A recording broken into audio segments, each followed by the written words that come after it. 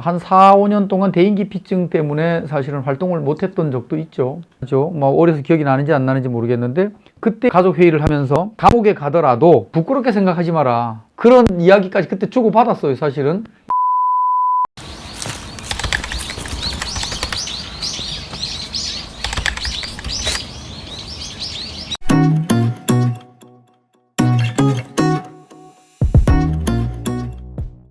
안녕하세요. 열무TV입니다. 몇 년도부터 이 임업이라는 것을 시작을 하셨나요? 97년도부터 했죠. 그러면 그 전에는 어떤 일을 하셨던 거예요? 그때 건축 사업을 했고요. 그 건축 사업을 하면서 사실은 뭐 돈도 많이 벌어봤고, 그러다가 97년도에 이제 IMF를 맞으면서 회사가 부도가 나고 또 하고 있던 사업이 기울어지고 또 원청에서 받은 어음이 내 손을 통하면서 이설을 해서 그것을 같이 부도내지 못하고 떠안는, 지금까지도 그걸 갚고 있는 이런 일들을 겪다 보니까 자연스럽게 산으로 들어갔는데, 91년부터 산을 다녔는데 사실은 어떻게 보면 산 속에 가면 편안하고 힐링이 됐으니까, 행복감을 느끼고 했으니까 산 속으로 들어간 거 아닌가, 저는 그렇게 생각을 합니다. 원래 건축 사업을 이제 하시다가 97년도에 IMF 때 부도가 났고 그 돈을 갚아야 되는 상황이 됐기 때문에 임업을 시작하게 됐다. 뭐 결론적으로만 이야기하면 뭐 그런 거잖아요. 돈을 갚아야 될 상황이 됐기 때문에 한 건 아니고요. 그 업을 하면서, 그러니까 내가 행복하지 않다라는 거, 인생의 기로에서 내가 돈을 쫓을 것인가, 아니면 돈 이외의 가치를 두고 내 삶을 살 것인가 하는 그 기로에서 고민을 할 때에 나는 후자를 택한 거죠. 돈만 벌고 살고 싶지는 않다. 난 돈도 벌고 싶은 사람이다. 라는 그 가치관. 그 얘기는 뭐냐면, 돈에다가 최고의 가치를 두지 않고 인생에다가 최고의 가치를 두고, 그렇지만 돈은 필요한 거잖아요. 그래서 이런 생각을 가지고 임업 쪽으로 뛰어든 거죠. 그 갚아야 될 돈이 얼마 정도 됐기에 그런 건가? 그때 당시로는 봉급 생활을 해서 평생을 해도 갚을 수 없는 돈이죠. 근데 사실은 그 돈 때문에 들어간 것이 아니고, 거기에서 일어나는 여러 가지 일들을 겪으면서 사실은 좀 회의감, 일단은 다 떠나서 내가 행복하지 않다라는 거, 이것 때문에 행복 찾아 이제 산속에 임업을 시작한 거죠.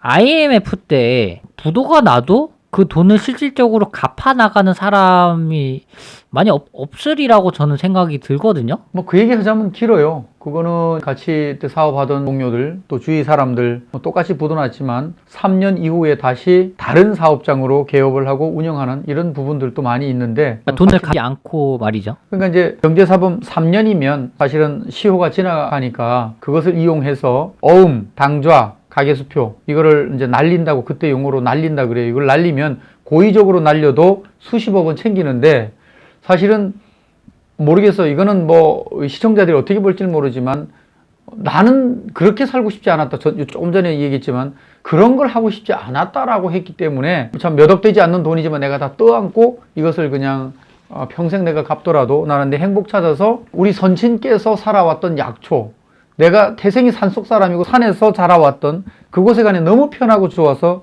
행복 찾아 산속으로 들어가자 라고 사실은 들어간 거죠. 아니 그러니까 나는 상식적으로 납득은 안 가요, 그게. 왜냐하면 방금 전에 말했다시피 그냥 솔직하게, 그러니까 나는 현실적으로 그냥 이야기하는 거예요. 현실적으로 좀 그런 상황이 되면 내가 그 돈을 갚아야 되나? 뭐 또는 방금 전에 말씀하셨던 경제사범으로 그냥 들어갔다 나오면 한 3, 4년 정도면 그 돈을 다 까먹고 새로 출발할 수 있는 출발선이 또 만들어지잖아요, 사실은. 뭐 양심을 버리는 행동이고, 또 어떻게 보면 또 가족의 입장에서 봤을 때는 또 가족을 지키기 위한 어떤 하나의 또 방법, 그러니까 뭐 합리화시키면, 굳이 자기 합리화시키자면 또 그렇게 말할 수도 있는 부분인데, 어쨌든 선택을, 나는 이 돈을 내가 어쨌든 간에 책임을 다 져야겠다라고 생각을 하고 지금 현재까지도 갚고 있다라는 말인 거잖아요.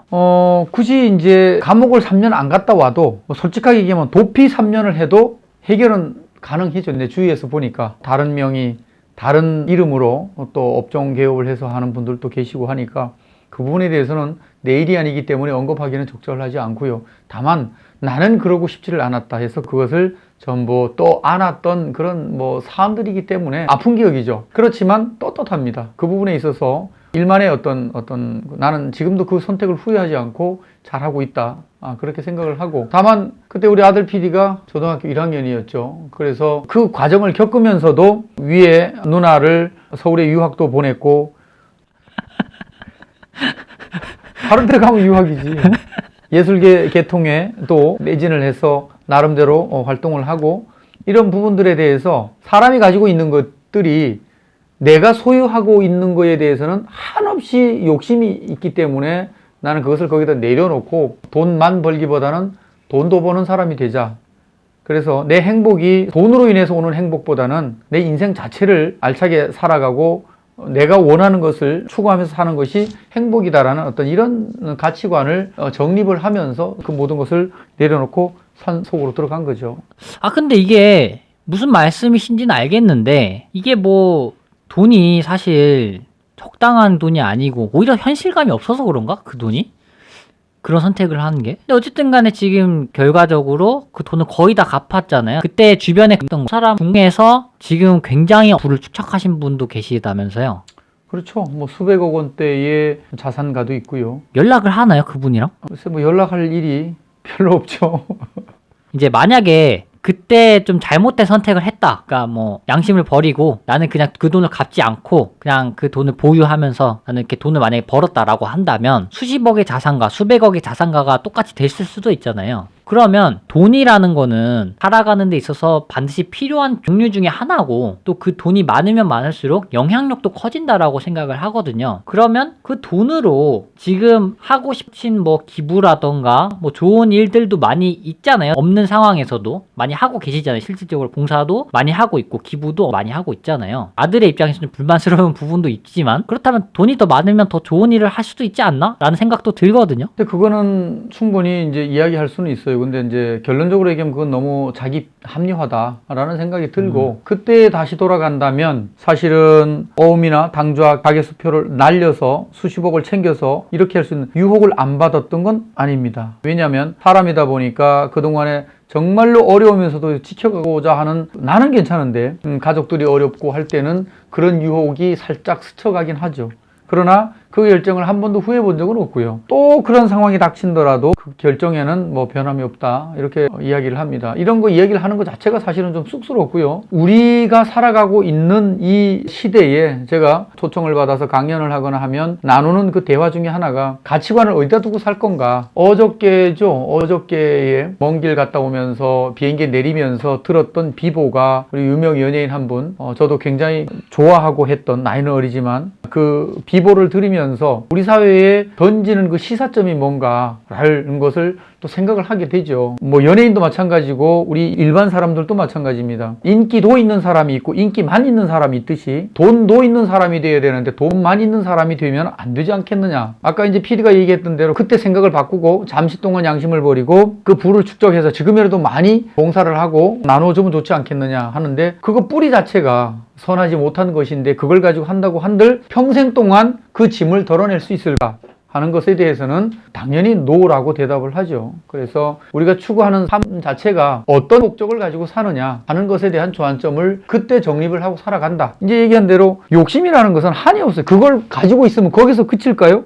아닙니다. 거기서 더 큰 거 소유하고 싶고 더 큰 욕망이 있기 때문에 그것은 내가 어느 정점에서 만족감을 가지고 사느냐 하는 자존감의 문제지 그것이 있고 없고에 따라서 내 행복이 되는 것은 아니다. 저는 그렇게 이야기를 하고 싶습니다. 그때 어렸고 그 누나가 3학년인가 4학년이었고 그럼에도 불구하고 4명이 둘러앉아서 가족회의를 했던 기억이 나죠. 뭐 어려서 기억이 나는지 안 나는지 모르겠는데 그때 가족회의를 하면서 감옥에 가더라도 부끄럽게 생각하지 마라. 그런 이야기까지 그때 주고받았어요. 사실은.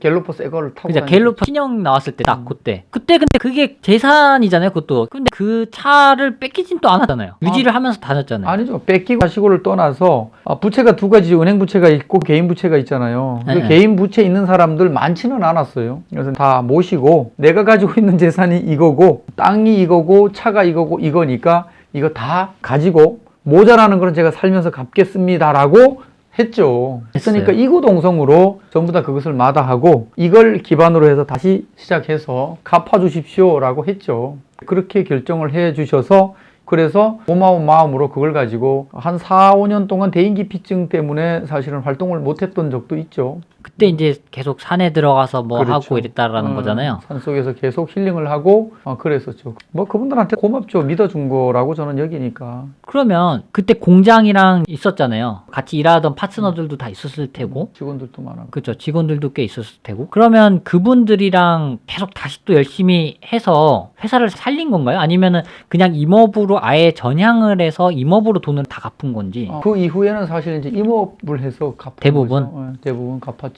근데 제가 기억하기로는 2006년도부터 임업은 거의 본격적으로 시작한 걸로 알고 있거든요. 그러면 그 사이 텀이 한 8년 정도 되잖아요. 못 갚았죠. 수년을 못 갚았죠. 8년 정도는 그냥 시간을 보낸 건가요? 그렇죠. 차나 가지고 있는 집이나 땅을 모두 내놓고 가져가라고 했을 때는 어떻게 이사갈 돈을 꿍쳐놓거나 단돈 10원짜리 하나 이렇게 마련해놓고 한 게 아니고 있는 그대로 다 내가 드렸잖아요. 드리고 이게 다 이제 이분들이 이제 가져가고 나면 우리는 당장 길거리에 나앉는 이런 사안이죠. 근데 그게 하나도 겁나지 않고 떳떳했어요. 그때도. 그땐 뭐 더 젊어서 그랬는지 몰라도. 그러면 사실 그분들이 그걸 남겨둔 의미가 없네요. 또 반대로 생각해보면. 그 활용을 안 한 거잖아요.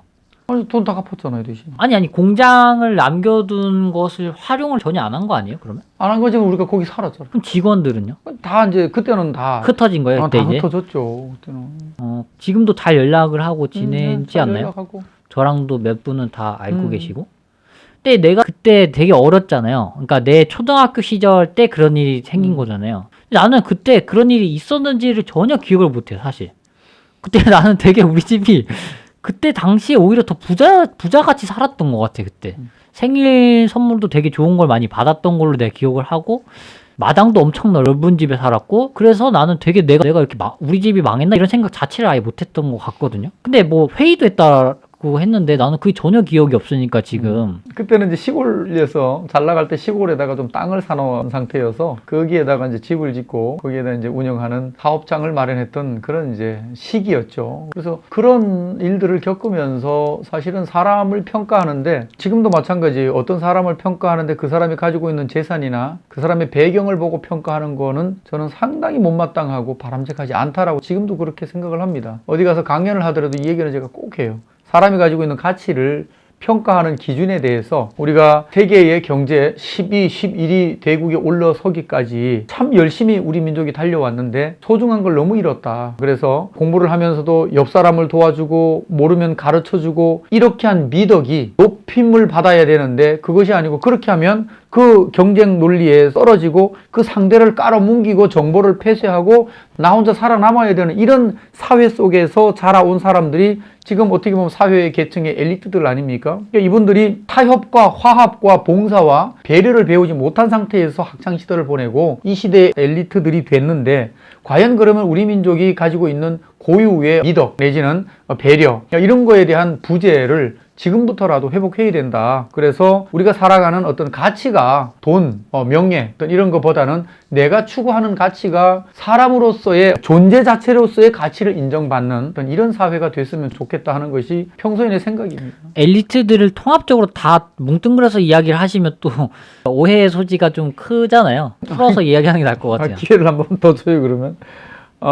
내가 얘기하는 것들은 통상적인 개념을 얘기하는 거예요. 그 사람들이 전부 다 그렇기 때문에 못됐다. 이런 틀로 그쵸, 얘기하는 그건 아니죠. 아닙니다. 그 속에서도 우리 고유에 가지고 있는 민족성 내지는 배려, 나눔, 사랑 이런 것들을 소유가 있는 분들이 훨씬 많죠. 그렇기 때문에 우리 민족이 존재하는 거죠. 그러나 아직도 일부에서는 화합이 잘 안 되잖아요. 이런 부분들에 대해서는 그런 경쟁 논리, 불합리성 이런 것들이 교육 전반에 깔려 있는데 앞으로는 우리 교육계에도 그런 부분들에 있어서는 조금 바꿔야 되지 않느냐라는 이런 뜻으로 좀 이렇게 말씀을 드리는 겁니다. 근데 이게 좀 여담인데 나는 지금 현재까지 살아왔잖아요. 근데 지금까지 살아오면서 내 인생을 20대를 한 3단계로 생각을 하거든요. 20대 초반, 20대 중반, 20대 후반 이런 식으로. 근데 나는 진짜 다 다른 것 같아요. 내 생각하는 거와 가치관이. 지금도 달라지고 있는 순간인 것 같고. 그래서 20대 중반에는 되게 못됐던 것 같아요. 내 스스로 생각을 해보면. 근데 지금도 못된 점이 있어요.